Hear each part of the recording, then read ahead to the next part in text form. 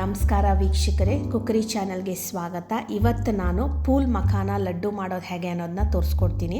ನಮ್ಮ ಕುಕ್ಕರಿ ಚಾನಲ್ಗೆ ಇನ್ನೂ ಯಾರ್ಯಾರು SSLC ಮಾಡಿಲ್ಲ ದಯವಿಟ್ಟು ಸಬ್ಸ್ಕ್ರೈಬ್, ಶೇರ್, ಲೈಕ್, ಕಮೆಂಟ್ ಮಾಡಿ ಸಪೋರ್ಟ್ ಮಾಡಿ ಫ್ರೆಂಡ್ಸ್.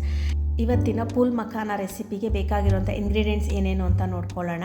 ಮೊದಲನೇದಾಗಿ ನಾನು ಇಲ್ಲಿ 2 ದೊಡ್ಡ ಕಪ್ಪಷ್ಟು ಪೂಲ್ ಮಖಾನನ ತೊಗೊಂಡಿದ್ದೀನಿ. ಅದಕ್ಕೊಂದು 3/4 ಕಪ್ಪಷ್ಟು ಸಕ್ಕರೆನ ಬಳಸ್ತೀನಿ, ಒಂದು ಅರ್ಧ ಕಪ್ಪಷ್ಟು ಕೊಬ್ಬರಿನ ಬಳಸ್ತೀನಿ, ಒಣ ಕೊಬ್ಬರಿ, ಮತ್ತು ಒಂದು 1/4 ಕಪ್ಪಷ್ಟು ಗೋಡಂಬಿ ಮತ್ತು ಬಾದಾಮಿ, ಸ್ವಲ್ಪ ದ್ರಾಕ್ಷಿನ ತೊಗೊತೀನಿ, ತುಪ್ಪನ ಸ್ವಲ್ಪ ಬಳಸ್ತೀನಿ. ಈಗ ನಾವು ಪೂಲ್ ಮಖಾನ ಏನು ತೊಗೊಂಡಿದ್ವಿ ಅದನ್ನ ತುಪ್ಪನ ಹಾಕಿ ಚೆನ್ನಾಗಿ ರೋಸ್ಟ್ ಮಾಡ್ಕೊಳ್ಳಿ.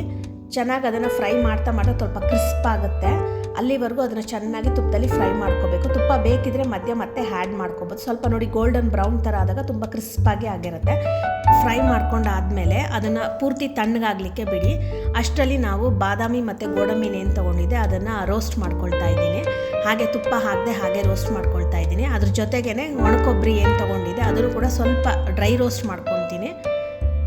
ಅದನ್ನು ಕೂಡ ಸ್ವಲ್ಪ ಕೂಲ್ ಆಗೋಕ್ಕೆ ಬಿಟ್ಟು ಮಿಕ್ಸಿ ಜಾರ್ಗೆ ಹಾಕಿ ಪೌಡರ್ ಮಾಡ್ಕೊಳ್ಳೋಣ.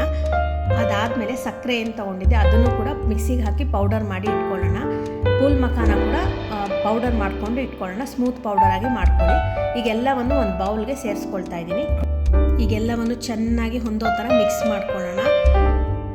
ಚೆನ್ನಾಗಿ ಮಿಕ್ಸ್ ಮಾಡ್ಕೊಂಡಾದಮೇಲೆ ಅದಕ್ಕೆ ನಾನೇನು ದ್ರಾಕ್ಷಿ ಹೇಳಿದ್ದೆ, ಒಣ ದ್ರಾಕ್ಷಿ ತೊಗೊಂಡಿದ್ದೆ, ಅದನ್ನು ಸೇರಿಸ್ಕೊಂಡಿದ್ದೀನಿ. ಈಗ ಸ್ವಲ್ಪ ತುಪ್ಪನ ಸೇರಿಸ್ಕೊಳ್ತಾ ಚಿಕ್ಕ ಚಿಕ್ಕ ಉಂಡೆಗಳನ್ನಾಗಿ ಮಾಡ್ಕೊಳ್ಳೋಣ. ಸ್ಮಾಲ್ ಲಡ್ಡೂಸ್ ಥರ ಶೇಪ್ಗೆ ಮಾಡಿಕೊಂಡ್ರೆ ಚೆನ್ನಾಗಾಗುತ್ತೆ. ತುಂಬ ಜಾಸ್ತಿ ತುಪ್ಪನ ಒಟ್ಟಿಗೆ ಹಾಕ್ಕೊಬೇಡಿ, ತುಂಬ ತುಪ್ಪ ಥರ ಆಗೋದ್ರೆ ಉಂಡೆ ಕಟ್ಟಲಿಕ್ಕೆ ಕಷ್ಟ ಆಗುತ್ತೆ. ಸ್ವಲ್ಪನೇ ನೋಡಿಕೊಂಡು ಕಲಿಸ್ಕೊಂಡು ಉಂಡೆನ ಕಟ್ಟಿ ತುಂಬ ಚೆನ್ನಾಗಿ ಬರುತ್ತೆ.